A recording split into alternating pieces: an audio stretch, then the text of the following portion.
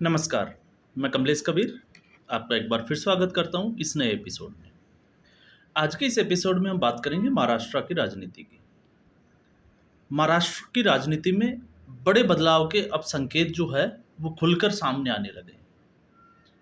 हालांकि आपने देखा होगा मीडिया में कुछ ऐसी चीज़ें भी निकल के आई जिसमें देवेंद्र फडणवीस और उद्धव ठाकरे दोनों जो है वो एक लिफ्ट के बाहर मिलते हैं और फिर उसके बाद में जो है वो मीडिया कयास लगाने लग गया कि अब महाराष्ट्र की राजनीति जो है वो बदलने वाली है।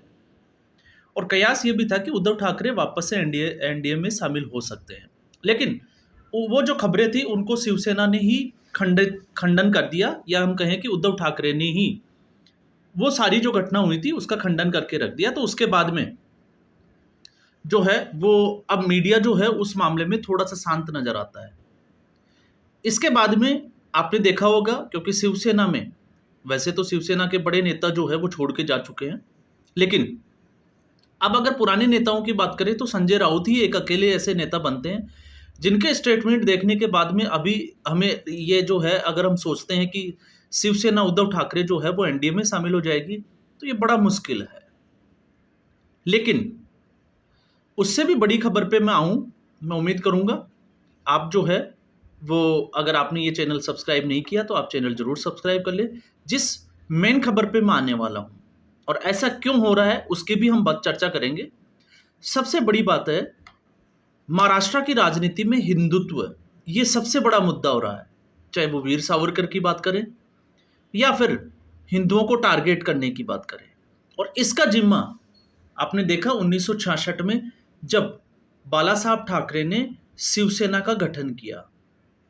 और शिवसेना की राजनीति जो अगर आप देखोगे उस पर थोड़ा सा अगर आप पास्ट में जाओगे तो इससे इतिहास से आपको पता चलेगा कि आक्रामक राजनीति, क्योंकि सीधे तौर से बाला साहब ठाकरे जो है वो राजनीति में किसी बड़े संवैधानिक पद पे उन्होंने जो है वो अपने आप को जिसको कहे कि लाया नहीं, लेकिन पर्दे के पीछे से राजनीति में उनका बड़ा जो है वो कंट्रोल रहा।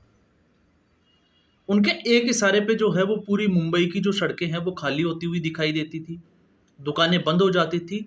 और इसी तरह की जो है वो तमाम जो बातें हैं आपने देखा होगा, चाहे वो राम मंदिर को लेके हो या फिर बाला साहब ठाकरे के कुछ इंटरव्यू के अंश अगर आपने देखे हो तो आपको अंदाजा लग जाएगा कि बाला साहब ठाकरे किस तरह की राजनीति के लिए जाने जाते थे। लेकिन उद्धव ठाकरे का जो राजनीति में एक बड़े संवैधानिक पद का जो प्रेम था, उसके चलते हम और आपने सभी ने देखा कि शिवसेना जो है वो एनडीए से निकल के भारतीय जनता पार्टी के साथ से जो है वो छोड़कर, और कांग्रेस और एनसीपी जो कांग्रेस का ही एक घटक दल माना जा सकता है क्योंकि एनसीपी भी कांग्रेस पार्टी से ही निकली है, उसके साथ महाविकास आघाड़ी में जाती है और मुख्यमंत्री बना दिए जाते हैं उद्धव ठाकरे। और उसके बाद में अब जो कांग्रेस पार्टी जो एंटी कांग्रेस सॉरी शिवसेना जो एंटी कांग्रेस के नाम जिसको कहे कि पार्टी जानी जाती थी, अब वो कांग्रेस के साथ है और हिंदुत्व के मुद्दों पे अब जो है वो शिवसेना का सॉफ्ट कॉर्नर हो गया है। और इसमें आपने देखा कि 2021 नवंबर 2021 13 नवंबर 2021 की मैं बात करूंगा, उस वक्त अमरावती में दंगे हुए थे और दंगों के पीछे का कारण था, एक फेक न्यूज चलाई गई और फेक न्यूज थी कि म्यांमार में जो है त्रिपुरा में जो मस्जिदें हैं, बहुत सारी मस्जिदों को जो है वो तोड़ दिया गया है। एक फेक नैरेटिव तैयार किया गया और उस पूरे दंगे के पीछे जो है वो रजा एकेडमी, उसका हाथ बताया जाता है और उसको लेके जो है वो दंगे फसाद शुरू हो जाते हैं। और दंगे फसाद शुरू होने के बाद में शिवसेना वहां पे जो है, क्योंकि मुख्यमंत्री उद्धव ठाकरे सीधे तौर पे जो है वो शिवसैनिकों को कोई आदेश दे नहीं सकते थे, तो क्योंकि वो सरकार में थे और ऐसी स्थिति में वहां पे जो एक्शन लेना चाहिए था वो उद्धव ठाकरे की तरफ से एक्शन नहीं लिया गया। इससे पहले शिवसैनिकों को किसी के ऑर्डर की जरूरत नहीं होती थी, शिवसैनिक खुद ही जो है वो सड़कों पे निकल आते थे। लेकिन अब जब हम बात कर रहे हैं कि राजनीतिक परिस्थितियां जो है वो महाराष्ट्र की बदलने वाली है, तो उसका आपको सबसे बड़ा अंदाजा लगेगा 2024 के लोकसभा चुनाव से। 2024 के लोकसभा चुनाव में शिवसेना जब से टूट के दो भागों में विभाजित हुई है, एक उद्धव ठाकरे और दूसरी बाला साहब ठाकरे, जिसकी कमान एकनाथ शिंदे के पास है। तो लोकसभा चुनाव में एकनाथ शिंदे का जो स्ट्राइक रेट था वो उद्धव ठाकरे से ज़्यादा रहा। तो इससे आप अंदाज़ा लगा सकते हैं कि शिवसैनिक या शिवसेना का जो वोटर जो है वो उद्धव ठाकरे के बजाय बाला साहब ठाकरे के साथ ज़्यादा था। और जो बाला साहब ठाकरे की जो राजनीति थी वो हिंदुत्व पे थी केंद्रित। इसलिए ये मतदान में हमने देखा कि ये वोटर्स जो है या इसका फायदा जो है वो एकनाथ शिंदे को हुआ, क्योंकि एकनाथ शिंदे भारतीय जनता पार्टी के साथ खड़े थे। अब ऐसी स्थिति में कयास तो बहुत सारे लगाए जा सकते हैं, क्योंकि भारतीय जनता पार्टी को भी नुकसान हुआ, और नुकसान हुआ अजीत पवार के साथ आने से, क्योंकि अजीत पवार के ऊपर बड़े आरोप थे और अजीत पवार जो है वो एनडीए में शामिल हुए, और इसका नुकसान जो है वो भारतीय जनता पार्टी को उठाना पड़ा। और ओवरऑल अगर हम देखें तो 2024 के लोकसभा चुनाव में फायदा हुआ कांग्रेस पार्टी को। लेकिन अभी हमने देखा कि अचानक से राज ठाकरे जो है अब वापस राजनीति में एक्टिव हो गए, जिसकी हम बात करना चाह रहे थे, क्योंकि ये पूरा वीडियो जो है वो राज ठाकरे के ऊपर केंद्रित है। और राज ठाकरे ने औरंगाबाद का जो है वो दौरा किया है, और औरंगाबाद के दौरे पे राज ठाकरे ने जो एक बात बोली एक ही सेंटेंस में, कि अगर अमरावती का रिपीट कहीं होता है तो फिर छोड़ना नहीं है। मतलब साफ संकेत था कि शिवसैनिक या जो राज ठाकरे की राजनीति से जुड़े हुए लोग हैं वो सड़कों पे उतर आए। तो इससे आप अंदाजा लगा सकते हैं कि अब, क्योंकि राज ठाकरे की अगर हम बात करें तो राज ठाकरे बाला साहब ठाकरे के जो भाई थे केशव ठाकरे, उनके बेटे हैं।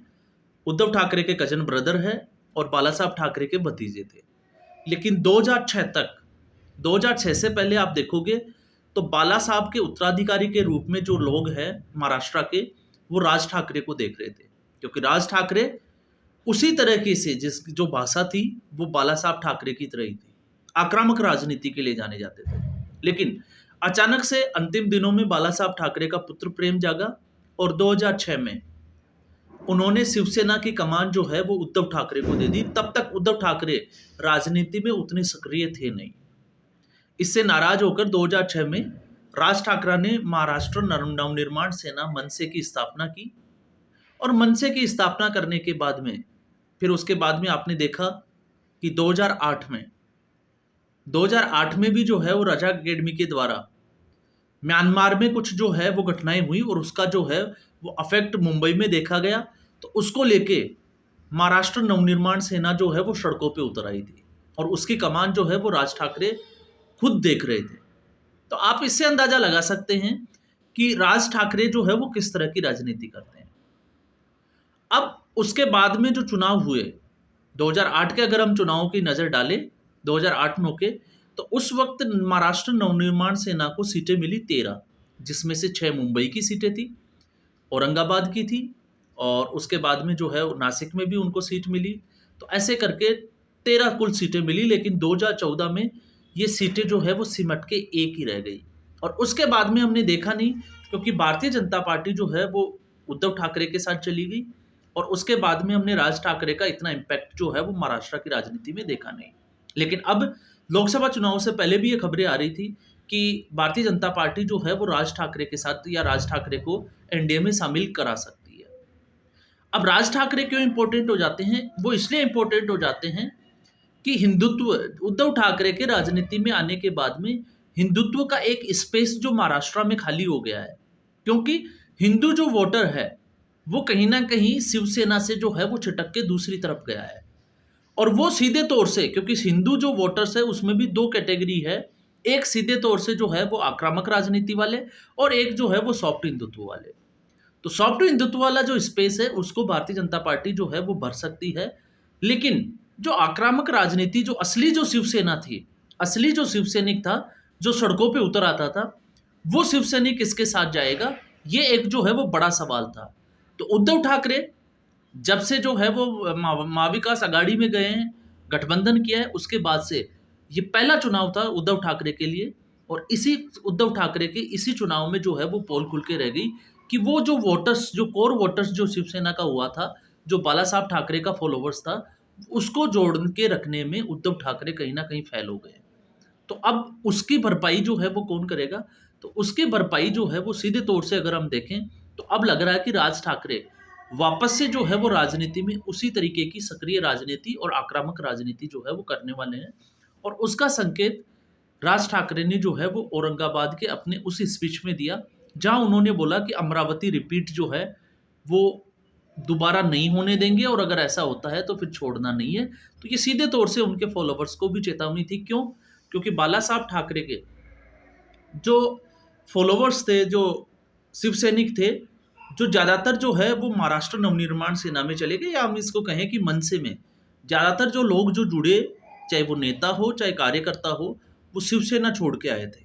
तो उनकी जो मानसिकता है, या अभी भी अगर हम देखें तो आपने देखा होगा राज ठाकरे की राजनीति पे अगर हम गौर करें तो राज ठाकरे ने जब जया बच्चन ने स्टेटमेंट दिया था उत्तर प्रदेश को या हिंदी भाषी को लेके, जब मराठी भाषा के ऊपर जब आई, तो उस वक्त राज ठाकरे ने जो है वो जया बच्चन के खिलाफ मोर्चा खोल दिया था, सिनेमाघरों में तोड़फोड़ तक की थी। लेकिन उसके बाद में हमने ये भी देखा कि अमिताभ बच्चन को जो है वो सामने आकर माफी मांगनी पड़ी। तो हिंदुत्व के साथ में जिस मराठी अस्मिता की हम बात करते हैं, तो मराठी अस्मिता के ऊपर कौन सी पार्टी खरी उतरती हुई दिखाई दे रही है? अब तक तो जो है वो इसका अंदेशा नहीं था, लेकिन जिस तरीके से राज ठाकरे अब जो है वो एक्टिव हुए हैं और जिस तरीके की वो बयानबाजी कर रहे हैं, उससे लग रहा है कि अब हिंदुत्व और मराठी अस्मिता, क्योंकि हिंदुत्व की अगर हम बात करें तो वीर सावरकर, जिनको एक बड़े जिसके समाज सुधारक के रूप में जाना जाता है, और उसको कांग्रेस पार्टी जब गालियां देती है, माफी वीर के नाम से जालती है, और उसी के साथ में, क्योंकि बाला साहब ठाकरे जो है वो कांग्रेस पार्टी के खिलाफ थे और उसी पार्टी के साथ में अभी उद्धव ठाकरे हैं, तो ऐसी स्थिति में अब आप समझ सकते हैं कि वो जो वोटर है वो किसके साथ जाएगा। तो इसका फायदा जो है वो राज ठाकरे उठा सकते हैं, और यही जो है वो महाराष्ट्र की राजनीति में बड़े बदलाव के जो संकेत है वो नजर आ रहे हैं। तो आज के एपिसोड में बस इतना ही। उम्मीद करूंगा ये वीडियो आपको पसंद आया होगा। वीडियो को लाइक करें, शेयर करें और चैनल जरूर सब्सक्राइब करें। धन्यवाद।